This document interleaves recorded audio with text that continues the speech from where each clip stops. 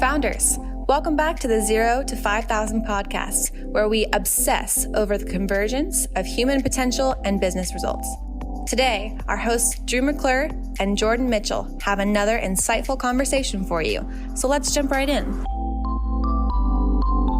Okay, founders, welcome back to the podcast. Today, we are excited to be joined by Crystal McDonald. Crystal started Talent Activated in 2019. A multi-industry staffing agency, Talent Activated connects companies to diverse and experienced talent in part-time roles with a focus on creating jobs, driving up economic impact for multicultural talent, and fostering excellence in the gig economy. Originally from Houston, Texas, Crystal holds a degree in economics and finance from Dillard University and an MBA from the University of Chicago Booth School of Business. She and her husband currently live in New Orleans with their 3 children, and today, we are so excited to have her on our show and hear her story. So, Crystal, thank you so much for being here. Thank you so much for having me, Drew. Super excited to chat with you. I am as well. Yeah. Yes. So tell me, how did Talent Activated get started? What's the kind of genesis of the idea? What was going on in your life at the time, and why this company? The genesis of the idea actually started in 2013 as a technology company. So it was then called GoToInterview. It was an on-demand video interviewing tool that basically allowed employers to access employees and vet them without sacrificing quality. So these were 3-minute on-demand videos. An employer could ask, have specific questions. Employees or job candidates would respond to those questions, and then you'd get kind of a quick resume. But it was really focused on the quick service restaurant industry, the high turnover industries. At that time, we were solving a problem that we had as business owners. We were restaurant owners and consistently had turnover. And so we created the technology to make it a little easier on us to access and vet candidates, again, without sacrificing quality. So I think, to be honest with you, we were ahead of our time. Of course, fast forward a couple of years, pandemic comes and everything is on video.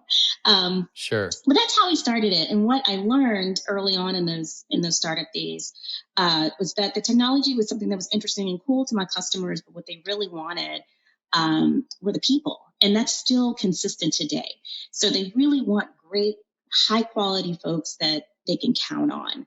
And so what we ended up doing was kind of parlaying this company into a staffing company that kind of blends my experience in technology, my experience in recruitment with my co-founder's experience in experiential marketing. And we kind of jammed that up and created Talent Activated, where we staff festivals, events, activations, experiences.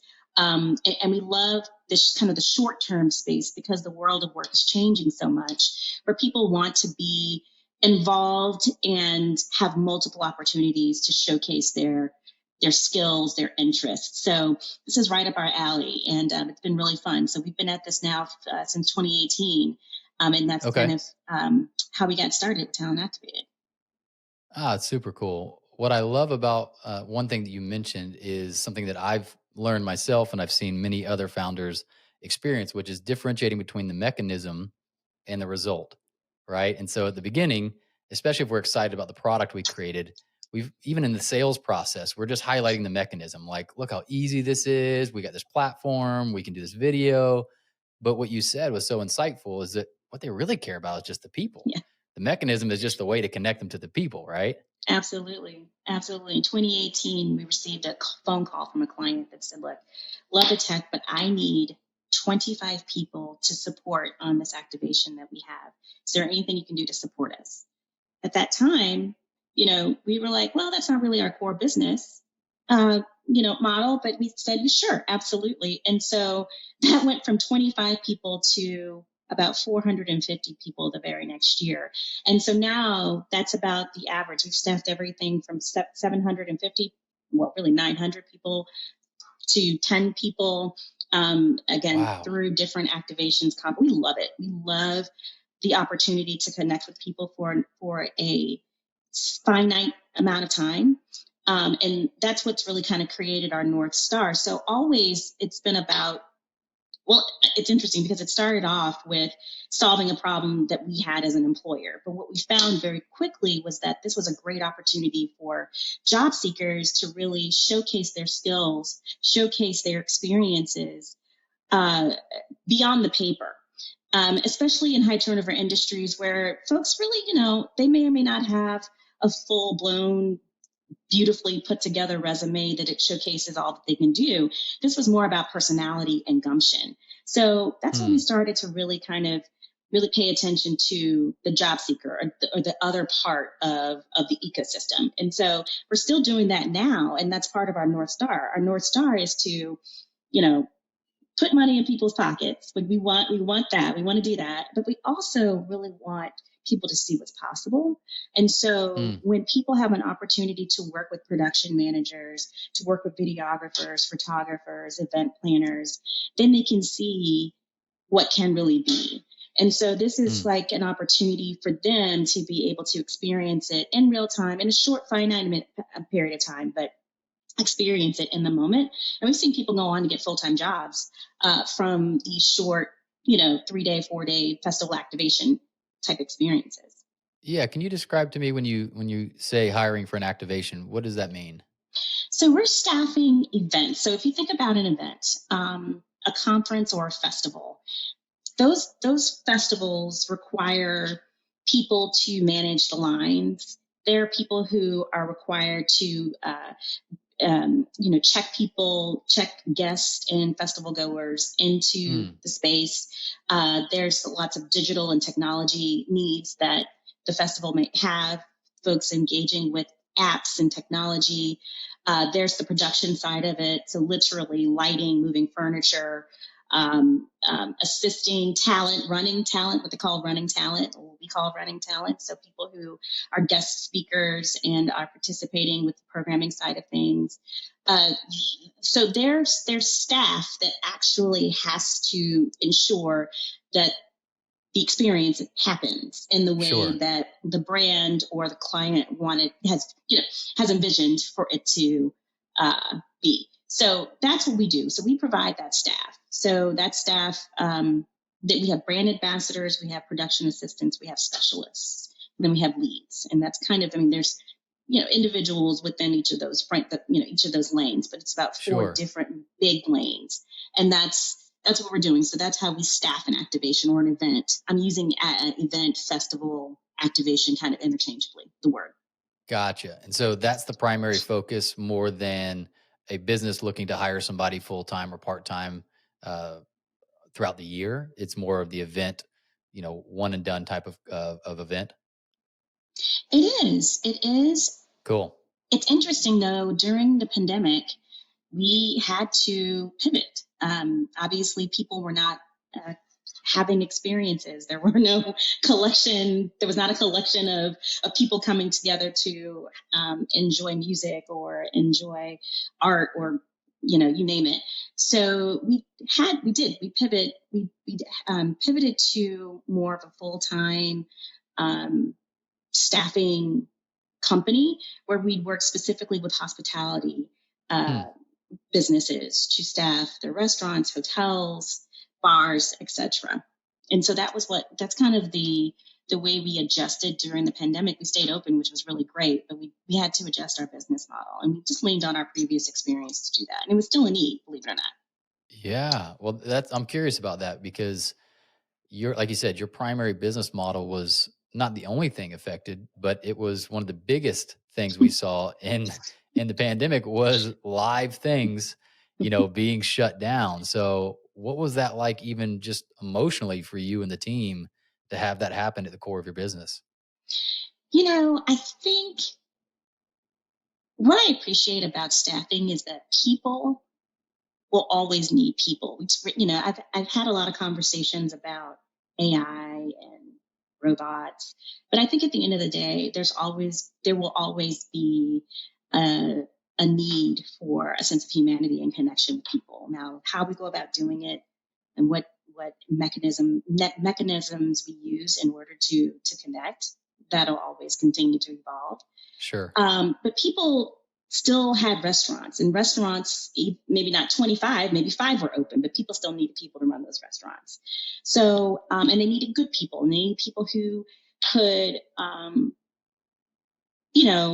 inspire in a time when it was really hard to feel and be inspired, create experiences, hospitality experiences that people would enjoy. And so we really leaned on that. And so while it was a quieter time for us, it gave us an opportunity to really reflect on our North Star. So what came out of that was our real core intent to connect people to opportunities that they might not otherwise have.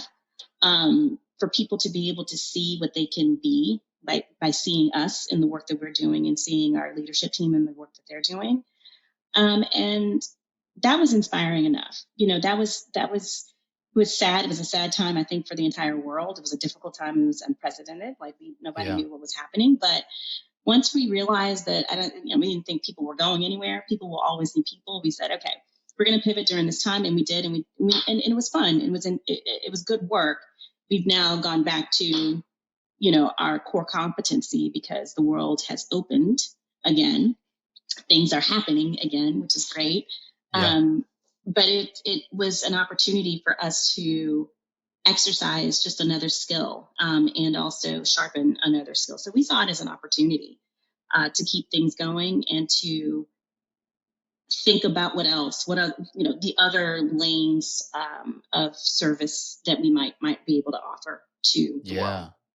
That's super cool. I mean, again, the businesses that succeeded, unless they were just uniquely positioned, which there were definitely some businesses uniquely positioned to thrive during that thing. For the rest of us, we succeeded from the mindset that you just endorsed, right? Like I remember pulling my team together and going, hey, the only way we can think about this and live is if we see this as forced innovation. Mm-hmm. That this is just something forcing us to innovate. If we think about it any other way, we're dead in the water, And so you innovated, you found where your skills and services were still needed in the world, went and built those connections, I'm sure, and probably changed the mechanism some, but came back to your core competency. And so what a really cool story of resilience and being adaptable and those types of things. But it sounds like from what I hear, you still came back to kind of your core purpose that drove you at the beginning. Is that right? That's right. So, we move as the world moves, to stay flexible, to stay agile, to be creative, and to be brave and courageous, and moving when the world moves, I think is going to be something that we have to continue to do in order to stay relevant. Yeah. So, people in the people business, obviously people have been around since the beginning of time, but we continue to change and we continue to evolve. And so it's important as a staffing company to evolve with the changing needs of the people in the world. So absolutely. Now, from the business perspective, what I'm curious about, again, we have a lot of entrepreneurs and founders listening that have to solve business problems like you and I do. What's interesting to me about your business is you have two different kind of avatars or markets that you've got to go get at the same time to make this successful. Like you've got to go find who those event organizers are, who's doing what and when, get them to buy into you. Then you've also got to go to the job market and find the talent. What is that like? Like what did you experience in learning how to actually go and build the relationships with the festivals and the events and the keynotes and whatever, and then also go and find the work to pair them with? Oh yeah, the old chicken and the egg situation. Yeah.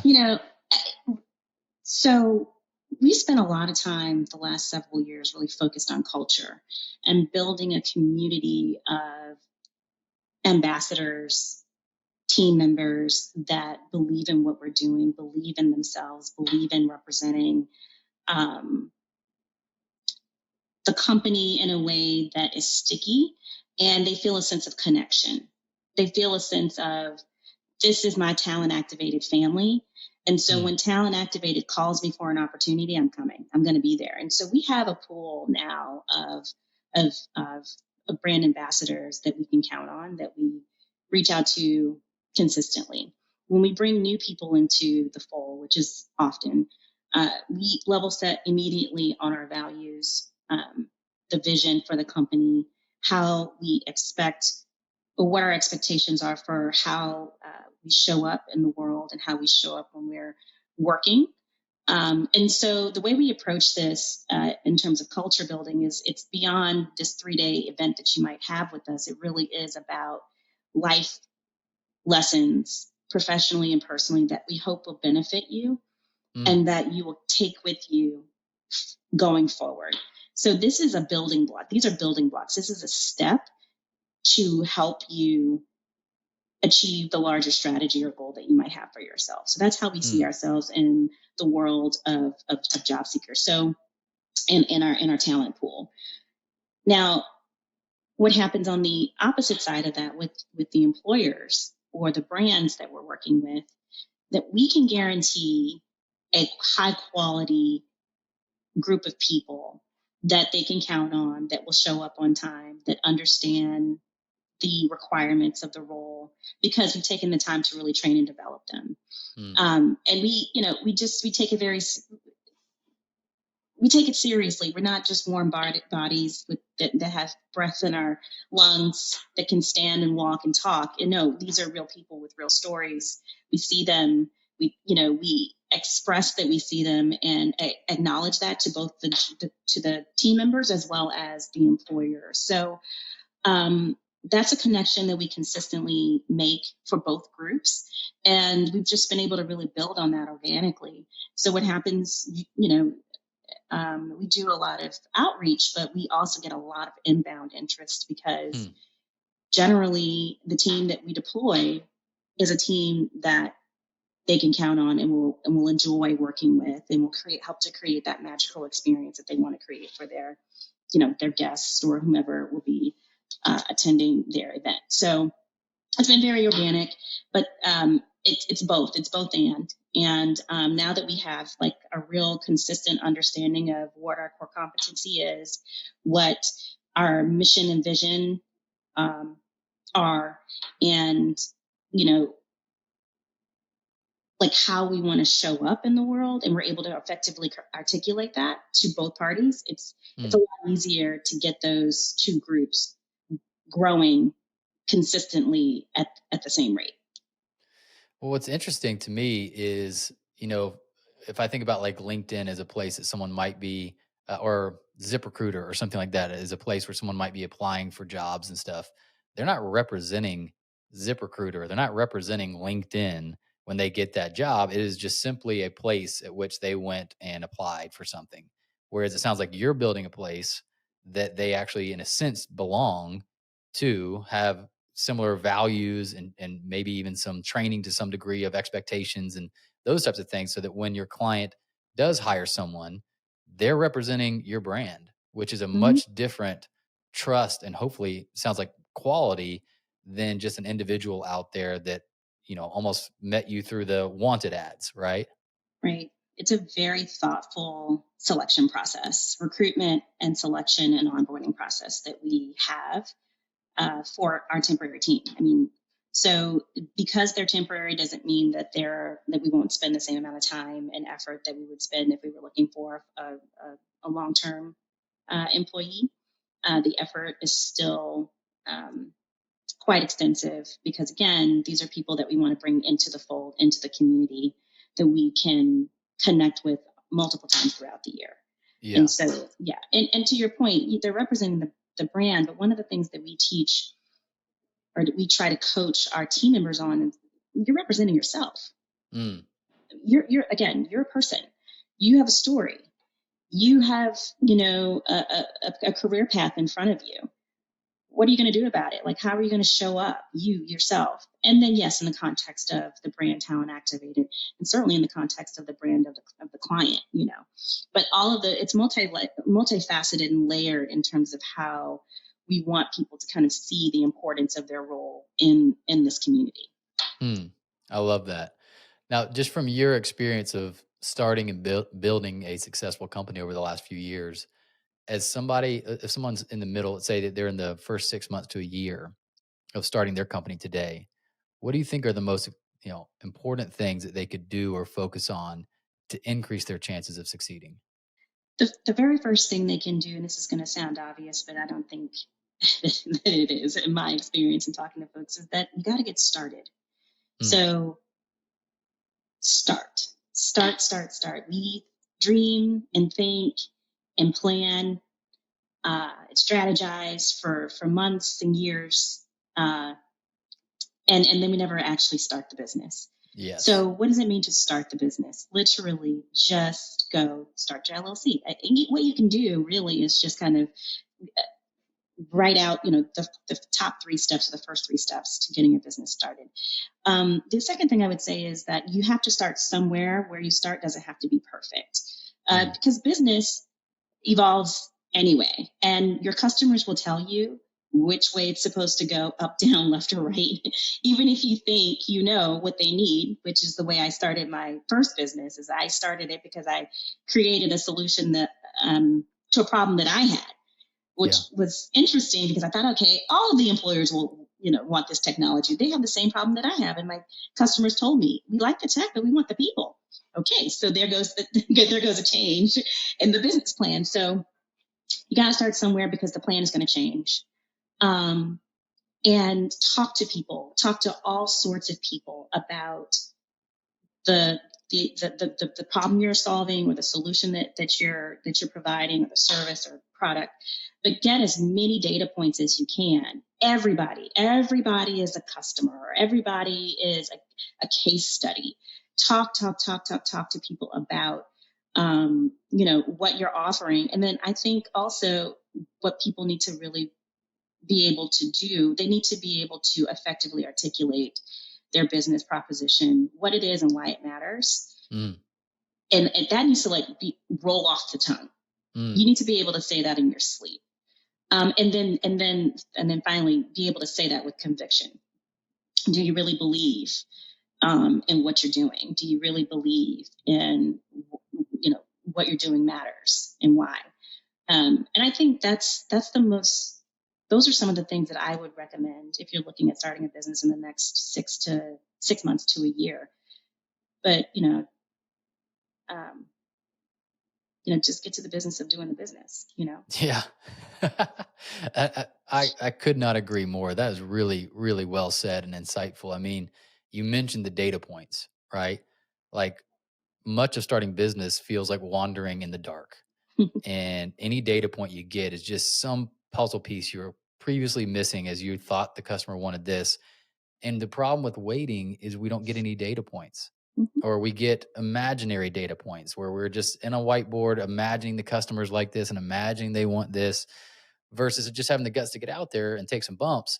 And then you get real data points. Even the no, even someone that says, no, I don't want your product. If you're brave enough to ask why, you get some data points, right? 100%. And so I love that bias to action, because that's not me. I had to learn that if I was going to be successful. My bias is to think. I want time. Hey, hold on. Let me just take another lap. Let me look at it from more sides. But I realized if I was going to be successful in business, I had to change that to a bias to action, right? That needed to be more of a knee jerk, that, hey, we're brave enough to take action. We're brave enough to ask, make the connection, put the product out there, see how it goes, that type of thing. So I love that you're encouraging us to do that, because, it's not for lack of good ideas that people fail. It's usually for lack of execution. It's for lack of getting out there. But that leads me to my next question for you, which is, at least from the story I know, we only went back to 2013, but from 2013 till now, you have been running a business, even though the business has pivoted. And I know how challenging business is. I know that it's not for everybody to run your own thing, and that it comes with unique stressors, and it comes with unique low points and pressure and things like that. How have you been able to kind of weather those storms? What has allowed you to stay sane and healthy and still excited about the future as a business owner? That's you're so right. I mean, years, right? 10 years. It's been a wild Probably ride. feels like 20 years is my guess. Feels like 20 years easily, got married, moved, had children, 3 of them, what I will tell you is that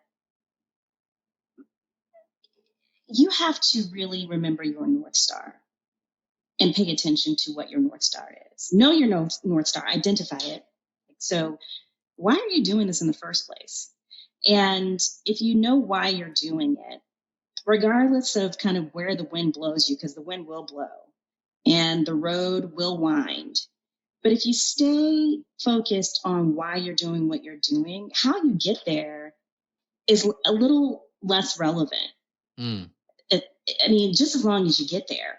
And so part of it is just relinquishing some control, being comfortable in uncomfortable situations, uncertain situations, believing in yourself before anybody or anyone else.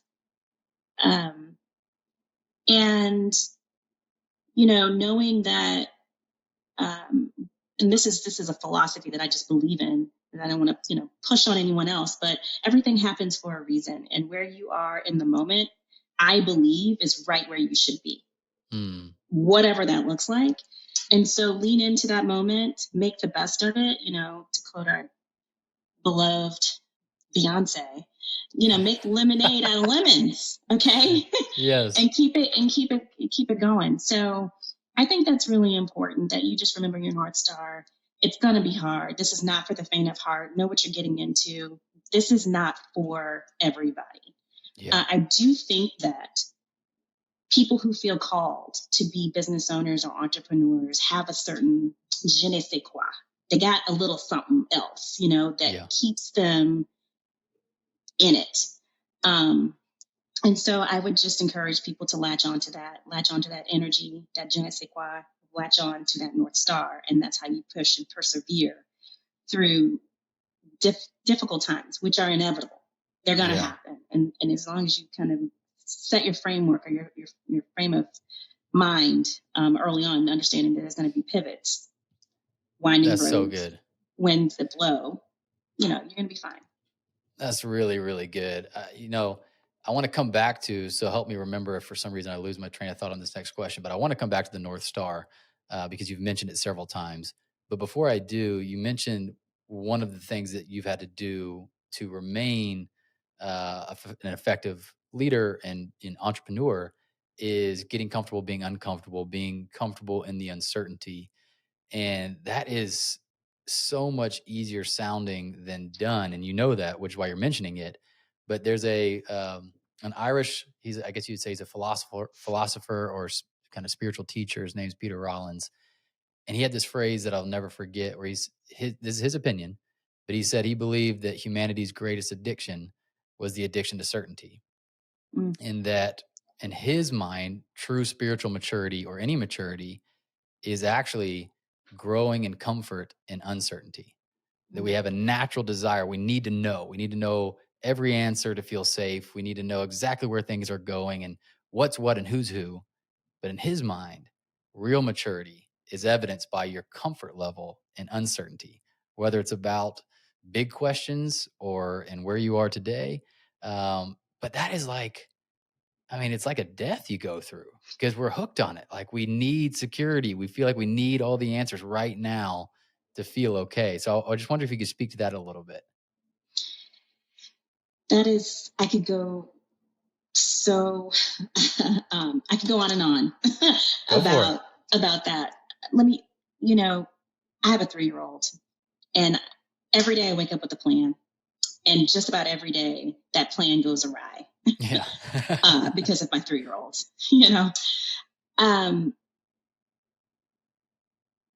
we have no control over what they do, what they think, what they say, how they accept you or not accept. There's just so many things that we just literally do not have control over.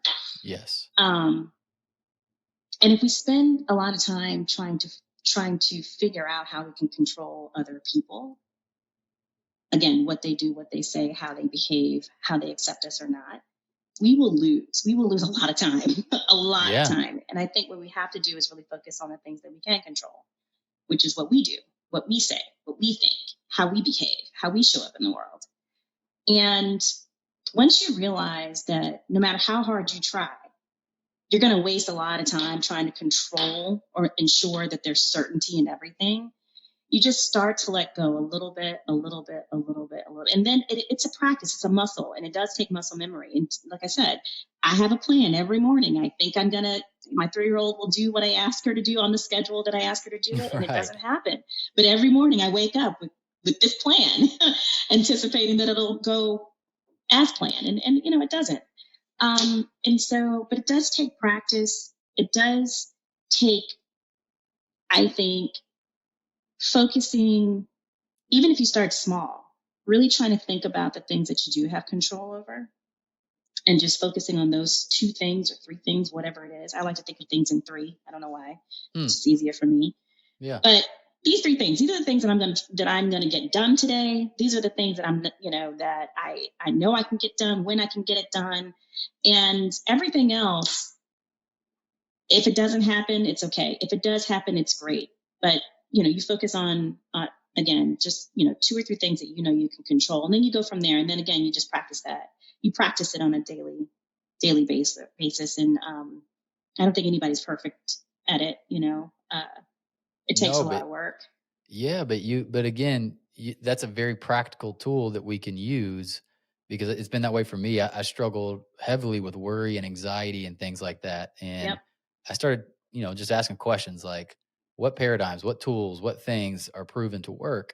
And one of the first things I thought of is I have several friends in recovery, and they talked about the serenity prayer, right? Mm-hmm. And the serenity prayer is all about accepting the things you can't control and taking responsibility for the things you can control. And then asking for wisdom to know the difference between the 2. Like, which is this in this situation, right? Absolutely. And I was like, wow, that sounds beautiful, but it is just a practice. Like, if I do this, I can start to train my brain to be more aware of and concerned with what can I control, and be more, I call it hands up on the roller coaster. Like, hands up on the roller coaster, like it's going where it's going, and you can either grip it and scream, or you can put your hands up and enjoy the ride, right?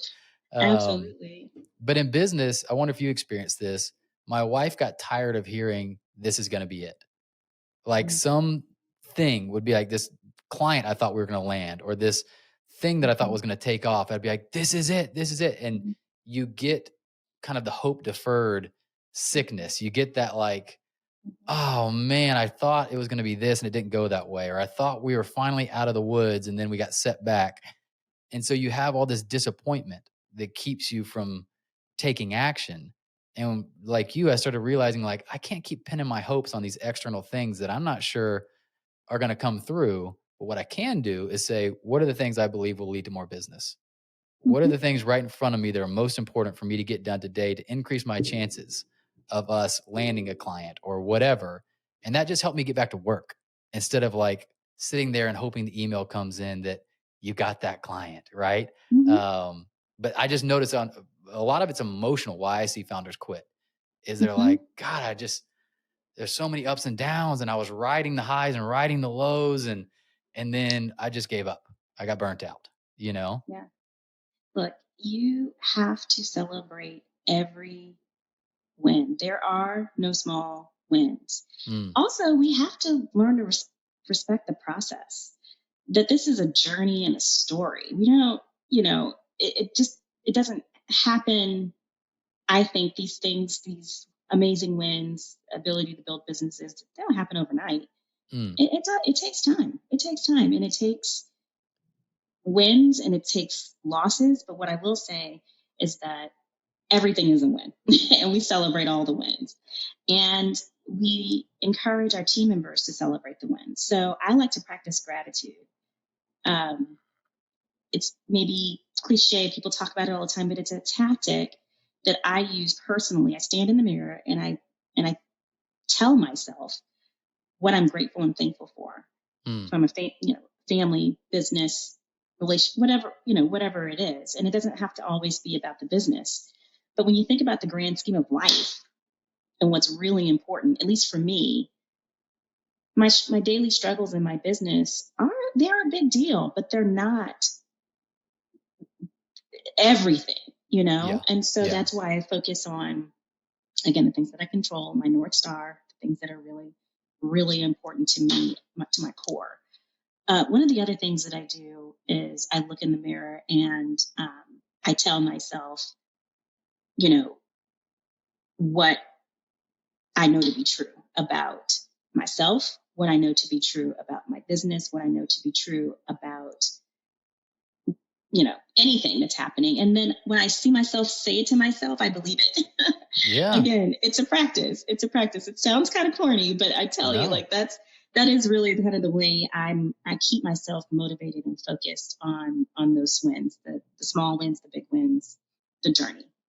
So good. Yeah. I mean, it's difficult nowadays to embrace the idea that things take time when most of our world is overnight delivery, right? Like we just get really accustomed to like, hey, we need more toilet paper. I clicked Yeah, now and someone's bringing it to my door in an hour that's right. or whatever it is. And so we're not really surrounded by a lot of examples of things taking time.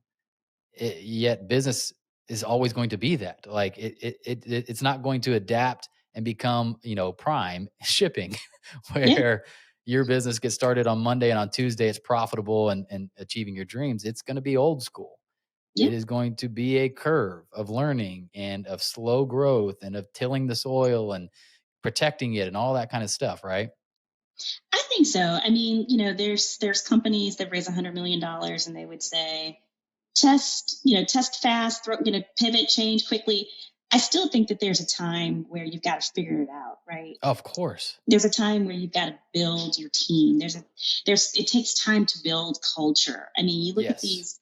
these companies, these fast growing companies, and it still fundamentally we have to have the time in order to build real robust businesses. It's so interesting because my father-in-law started Liberty Bank. Liberty Bank is the largest Black owned bank in the country.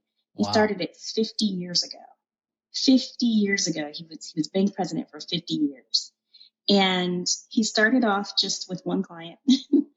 And now, billions of assets under management, but it took going to work every Yes. single day, head down, focused, and never giving up. And the energy that he had then is the same energy he has now at nearly 80. But that's my example. My dad is my example. He's been in business, in the hospitality business, literally my entire life. Wow. So 42 years plus. And, it's just been a consistent, a model that he found that works, and he continued to refine it. He's got great team members, and it just takes time and attention.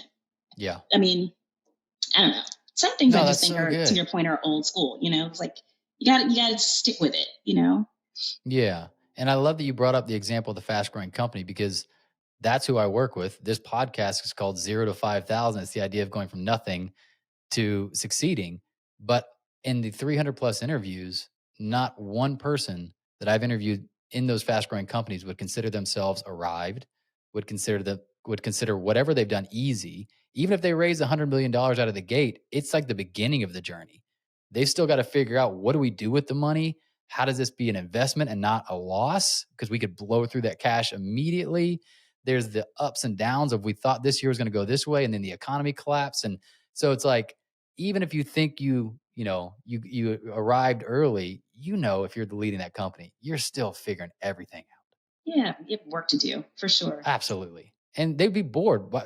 We would be bored, for most of us who are entrepreneurs, if it was just sitting there and rinsing, repeating. It's kind of like, we want the adventure, even though we gripe about it and complain Absolutely. about it. We want the challenge to figure out. We want the hill to go climb. And that's what we want more than just, we sell 1,000 widgets a day and we were sitting on a beach all day, right? Drew, I feel seen. I got goosebumps. I mean, Yes. yes, that's the feeling.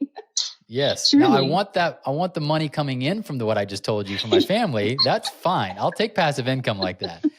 But For for me sure. to wake up feeling excited, I need the journey to go on. I need something that's calling me to become something, that's Yep.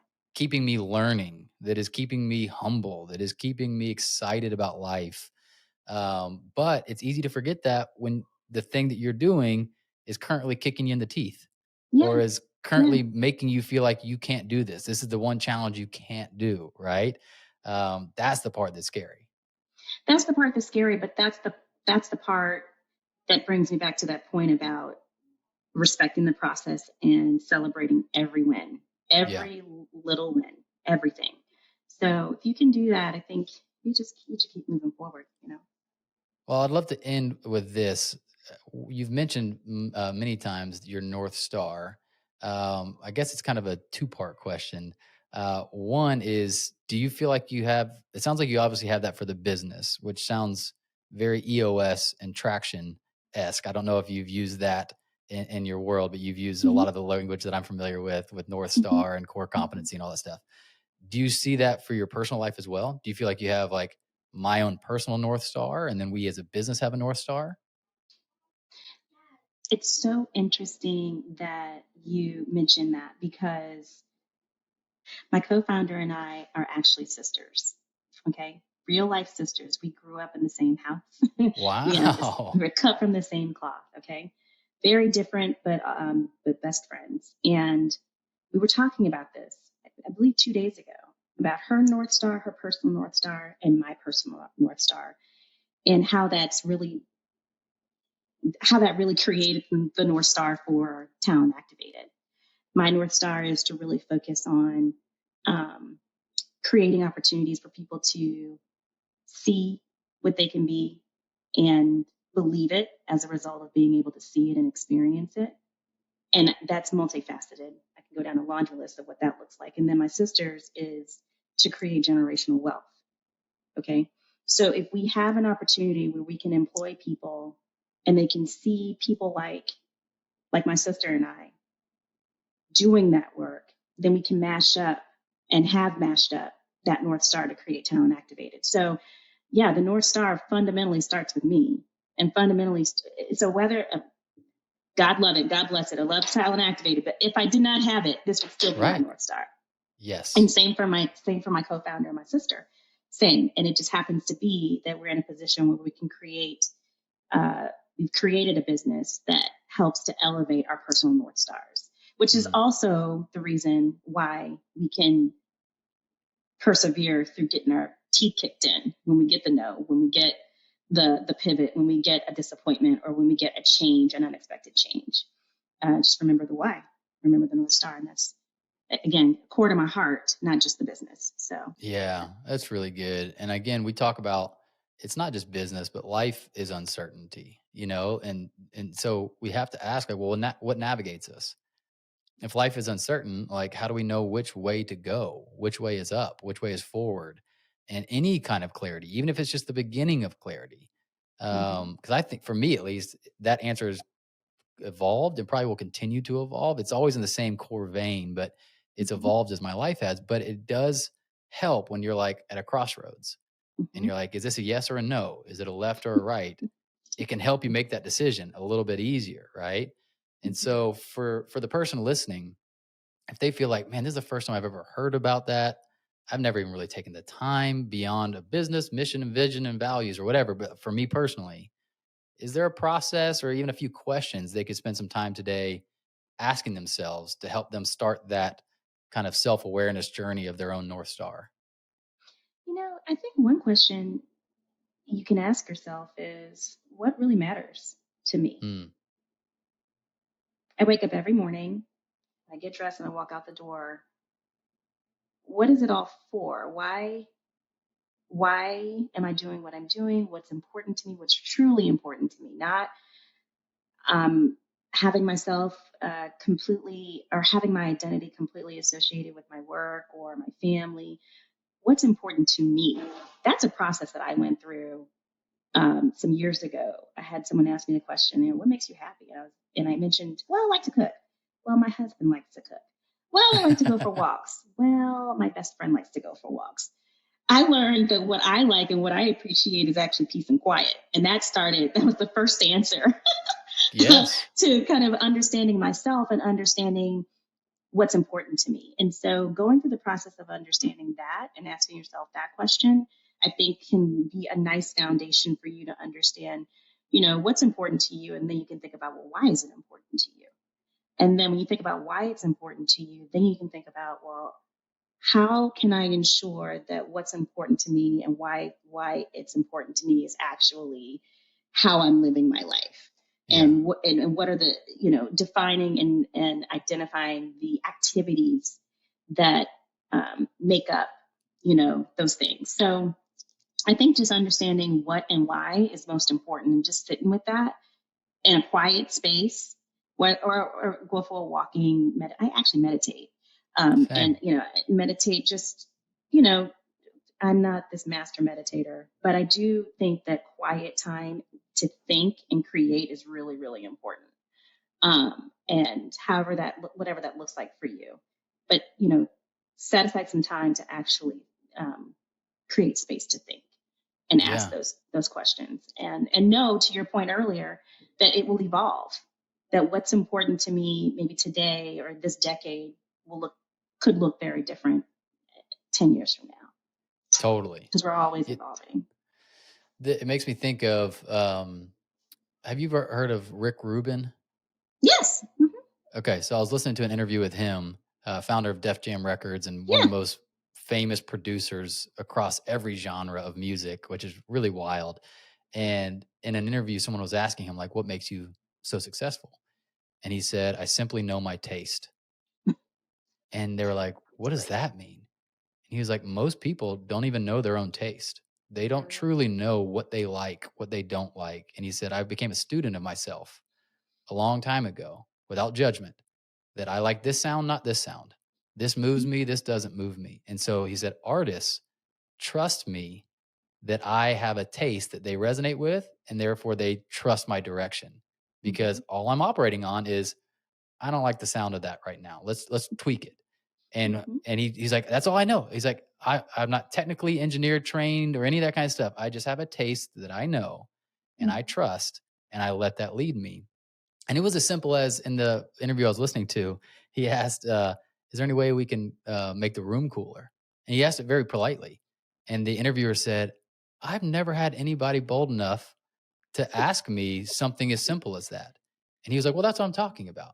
Like, I wasn't going to be mad if you didn't change the air in the room, but I've learned I would rather not be sweating while doing this interview. And so I simply just asked, can we turn the air on?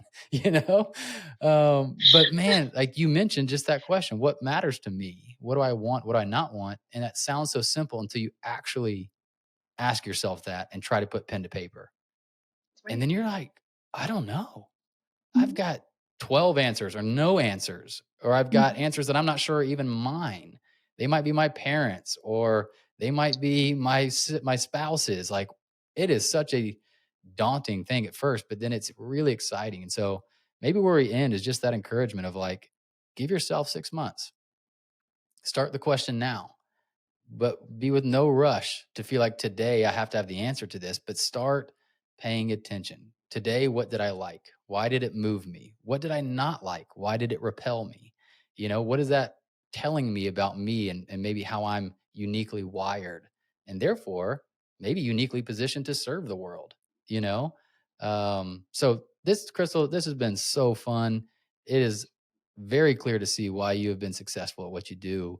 You're brilliant, you're talented, but you also carry deep wisdom and a heart for people. So thank you for starting the business you're doing, serving both the vendors as well as all of the talent out there that's looking for their opportunity. And thank you for being on the show today.